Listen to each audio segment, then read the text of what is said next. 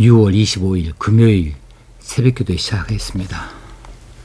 오늘 본문 말씀은 히브리서 6장 1절에서 3절까지 말씀입니다.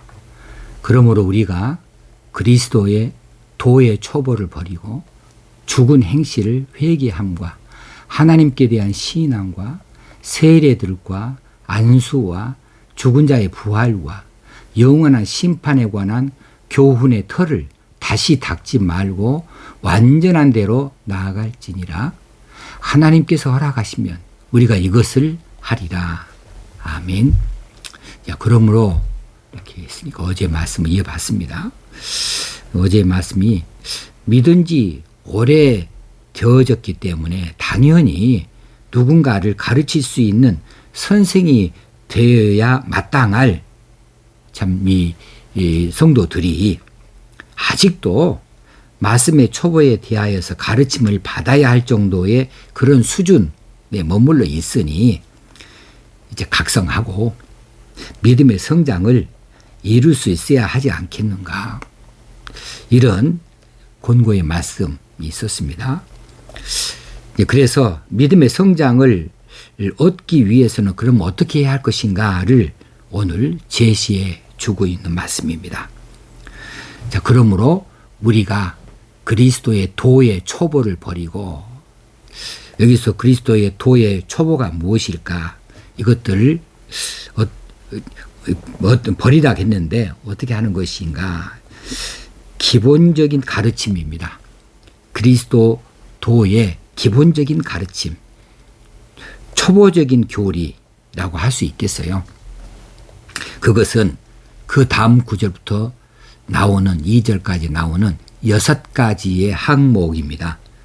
거기 기록된 대로 죽은 행실을 회개하는 것, 하나님에 대한 신앙, 세례들, 안수, 죽은 자의 부활, 영원한 심판에 관련되어진 이런 여기에 관한 교훈의 털을, 여기서 교훈이라고 하는 말은 교리라고 하는 말로 바꾸어도 괜찮습니다. 이런 교리들, 이런 교훈의 털을 다시 닦지 말고, 자, 이 털하고 하는 것은 뭔가를 세우기 위해서 닦는 건데 언제까지 집은 안 짓고 털만 닦을 거예요? 언제까지 계속 털만 닦습니까? 털을 닦고 있기만 하면 건물은 세워지지 않는 거죠. 그래서 그 교훈의 털을 다시 닦지 말고 완전한 대로 나아갈지니라, 이렇게 말씀하고 있거든요. 자, 기독교 교리의 초보, 거기에만 집착하여 거기만 머물러 있지 말고 이제 거기에서 벗어나서 완전한 대로 나아가라고 촉구하고 있습니다. 그런데 이 6가지의 이 항목은 초대교회의 문헌들, 초대교회 시대의 문헌들을 참고해 보면 이 6가지가 무엇이냐 하면, 당시 교회에 들어온 초신자들에게 신앙교육을 시키고자 할 때 그들을 위해서 교리 문답의 내용을 간추려 놓았는데 그것이 바로 이 6가지가 아니겠는가, 이렇게 보고 있어요. 그래서 여기 일종의 교리 문답 내용이었다, 이렇게 볼 수 있는 거죠. 자, 교리 문답이 이게 정말 무엇입니까? 정말 교리 문답이라고 하는 것은 가장 기초적인 겁니다. 그리고 단편적인 것들이죠. 그래서 더 이상 거기에 머물러 있는 이상은 더 이상 진보가 없는 거죠. 그래서 그리스도와 복음에 대하여서 깊이 있는 지식을 그들이 갖지를 못했습니다.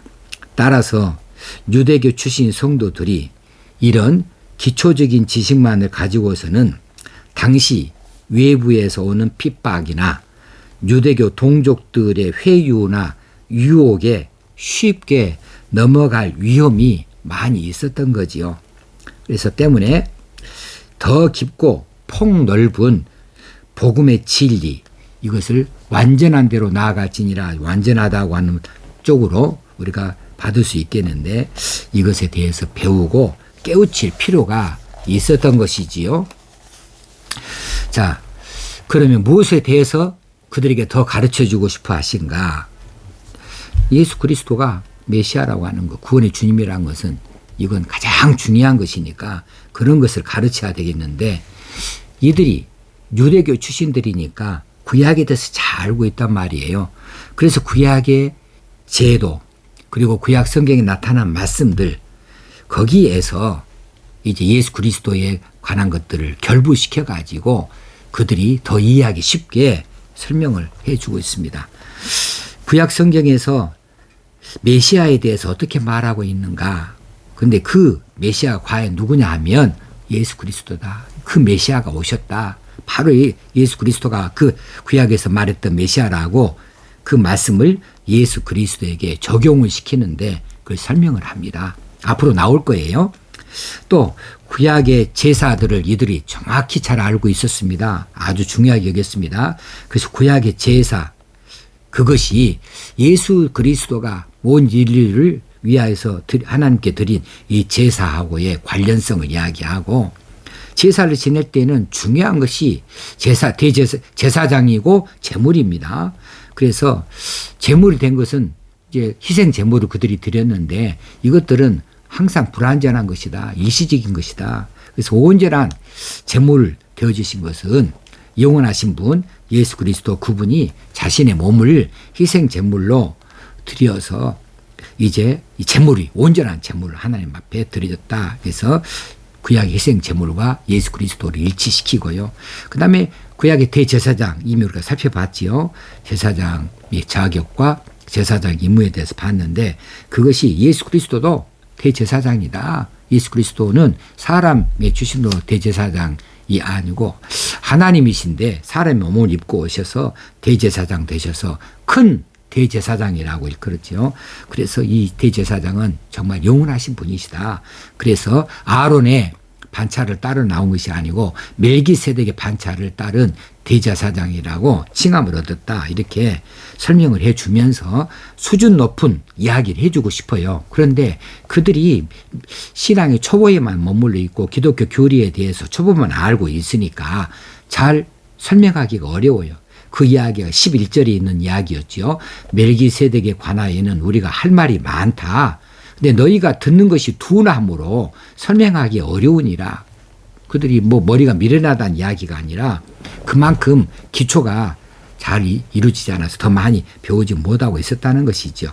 자, 그래서 이런 말씀의 초보 기초를 버리고 완전한 대로 나아가기를 원하여서 지금 히브리서 기자는 계속해서 설명을 예수 그리스도에 대해 설명을 해주고 있는 거죠. 자, 이것이 우리에게 주시는 말씀은 뭡니까? 어제도 말씀을 드렸어요. 교회 출입을 오랫동안 하신 분들, 소위 신앙의 연조가 깊으신 분들, 그런 분들이 아직도 기독교 교리에 대해서 잘 알지를 못한 분들이 많이 계셔요. 혹시 안다 해도 정말 기초적인 것, 이 몇 가지만 아는 곳으로 머물러 버리고 더 이상 배우려고 하지를 않아요. 그렇게 되어지니까 이제 뿌리는 약해요. 이 뿌리가 약하니까 조금만 풍파가 닥치면 그냥 본색이 드러나서 넘어지고 말거든요. 그래 우리 성도들이 신구약 성경을 더 깊이 있게 배워야 됩니다. 이 기독교 교리에 대해서 더 많이 풍성하게 깨달아서 알아야 됩니다.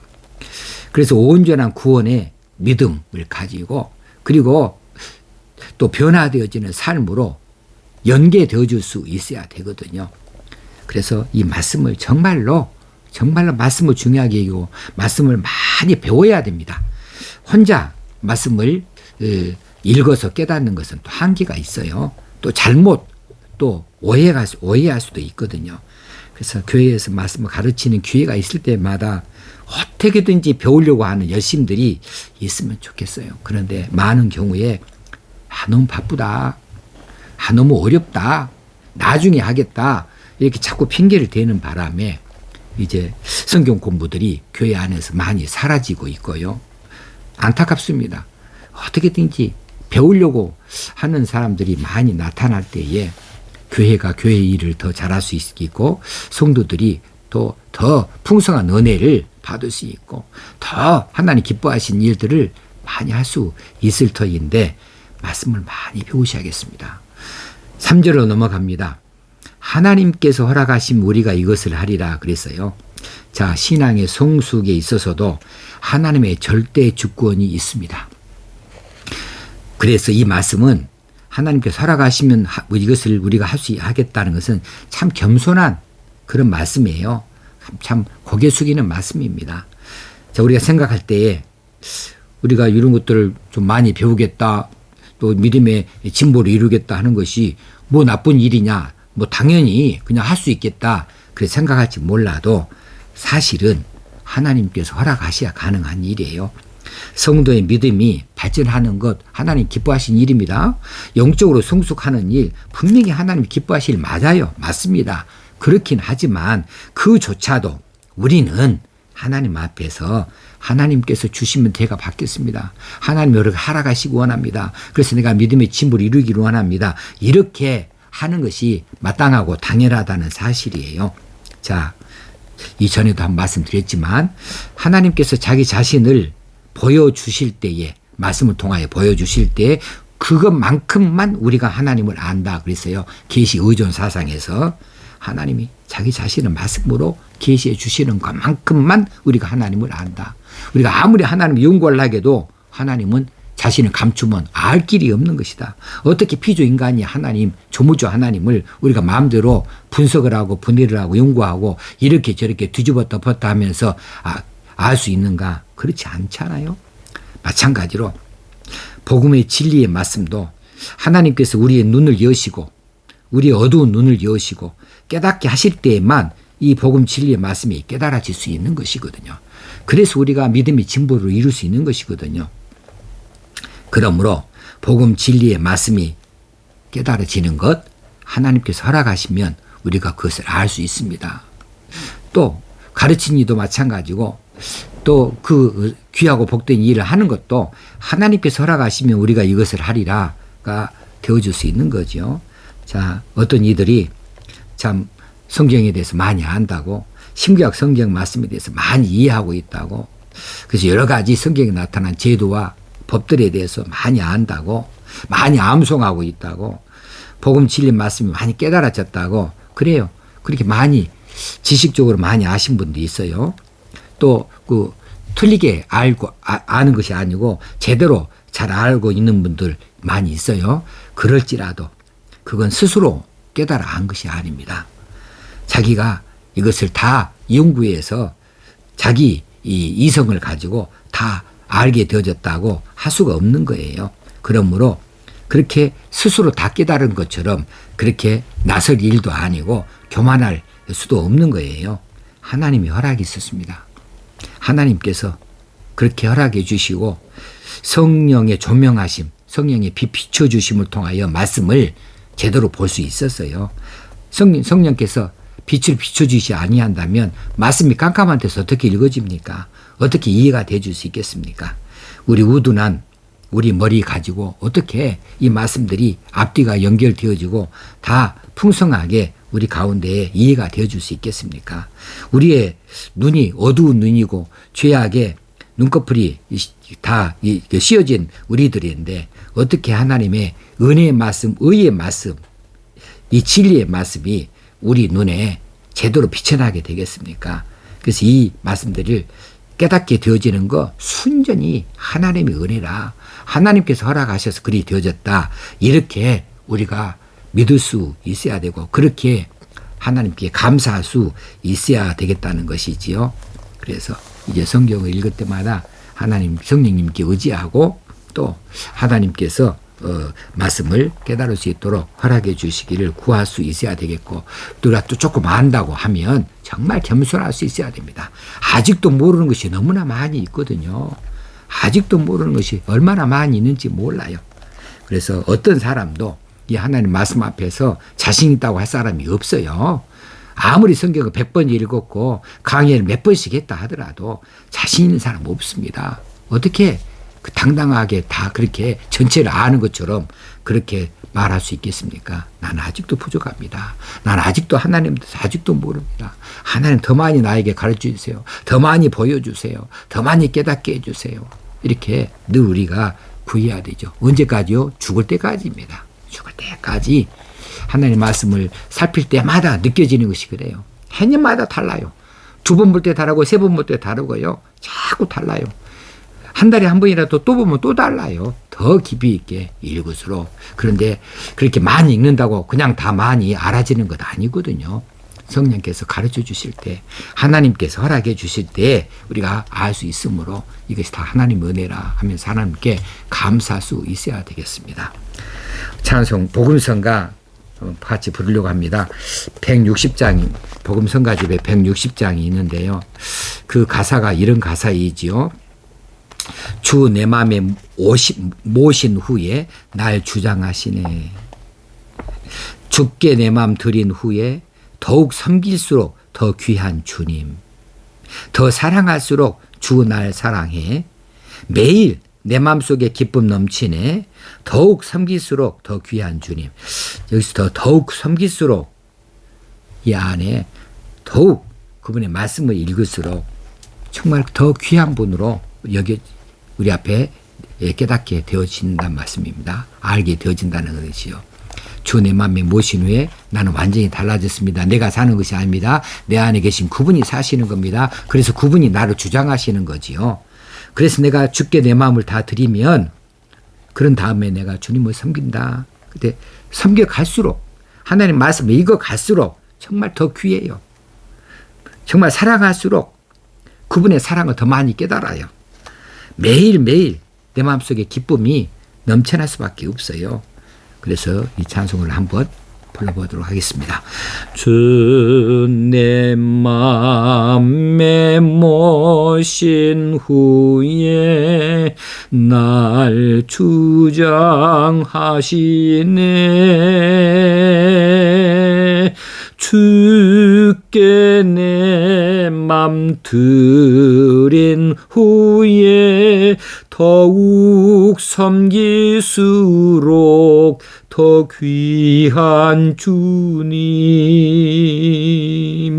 더욱 섬길수록 더 귀한 주님. 더 사랑할수록 주 날 사랑해. 매일 내 맘속에 기쁨 넘치네. 더욱 섬길수록 더 귀한 주님. 하나님 아버지, 오늘도 이처럼 귀한 말씀으로 우리를 권고하시고 또 깨닫게 하시니 감사합니다. 우리가 아직도 부족합니다. 더 진리의 말씀을 더 많이 알게 하시고 하나님을 더 많이 알아갈 수 있게 되어지고 원합니다. 하나님의 은혜를 더 많이 깨닫게 되어지고 하나님이 주신 복을 더 많이 우리가 확인할 수 있게 되어지기 원합니다. 우리에게 성령님께서 우리에게 임하셔서 말씀의 빛을 비추어 주시고 깨닫게 하시고 또 이해할 수 있게 하여 주시옵소서. 더 깊은 믿음의 자리로 내려갈 수 있게 하여 주시고 더 큰 영성을 품을 수 있게 하여 주시옵소서. 하나님께서 우리를 쓰시는 자리에서 정말 귀하고 가치 있게 쓰임받기 원합니다. 우리가 온전한 그릇 되어주도록 말씀으로 다듬어 주시옵소서. 오늘도 하나님의 은혜가 우리 가운데 넘치기를 원합니다. 더 귀한 주님을 발견할 수 있게 되어지기 원합니다. 주님, 우리와 함께하여 주옵소서. 예수님의 이름으로 기도합나이다. 아멘. 오늘 하루도 하나님께서 동행하시는 하루를 사셔서 기쁘고 행복한 날 다 되어지기를 주의 이름으로 축원합니다.